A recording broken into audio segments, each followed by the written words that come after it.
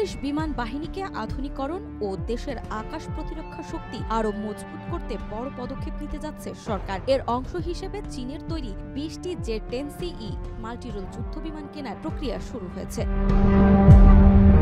প্রকল্পটির আনুমানিক ব্যয় ধরা হয়েছে প্রায় 220 কোটি মার্কিন ডলার, যা বাংলাদেশি মুদ্রায় প্রায় 27,060 কোটি টাকা।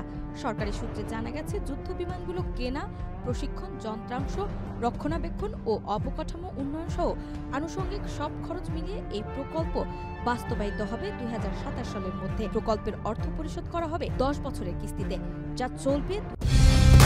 কালার এক্সপার্ট, জর্জ স্যাপ এবং মাইল্ড অন হ্যান্ডস টেকনোলজি সমৃদ্ধ অরিক্স ক্রিস্টাল ওয়াশ আপনার লন্ড্রি এক্সপার্ট। 2035 থেকে 2036 অর্থবছর পর্যন্ত। জে-10C যুদ্ধবিমান মূলত চীনের বিমান বাহিনীতে ব্যবহৃত জে-10C মডেলের রপ্তানি সংস্করণ। এটি একটি আধুনিক 4.5 প্রজন্মের মাল্টি-রোল কমব্যাট এয়ারক্রাফট, যা আকাশ থেকে আকাশ ও আকাশ থেকে স্থল দুই ধরনের যুদ্ধেই সমান কার্যকর। উন্নত রাডার ব্যবস্থা, দীর্ঘ পাল্লার ক্ষেপণাস্ত্র বহন ক্ষমতা ও আধুনিক এভিওনিক্সের কারণে এটি বর্তমানে চীনের অন্যতম শক্তিশালী যুদ্ধবিমান হিসেবে পরিচিত।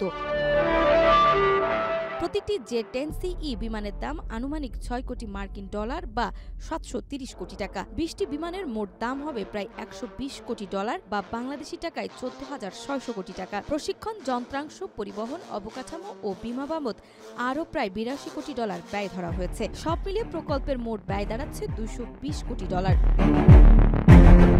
বিশ্লেষকদের মতে, জে-10CE সংযোজনের মাধ্যমে বাংলাদেশ বিমান বাহিনী প্রযুক্তিগতভাবে নতুন যুগে প্রবেশ করবে। এতে আকাশ প্রতিরক্ষা আরও সুদৃঢ় হবে, প্রশিক্ষণ ও যুদ্ধ প্রস্তুতিতে নতুন সক্ষমতা যোগ হবে। তবে চুক্তিটি এখনো প্রাথমিক পর্যায়ে রয়েছে। চূড়ান্ত সিদ্ধান্ত ও বাস্তবায়নের জন্য সরকারের উচ্চ পর্যায়ের অনুমোদন প্রয়োজন। নাজমা, মাই টিভি।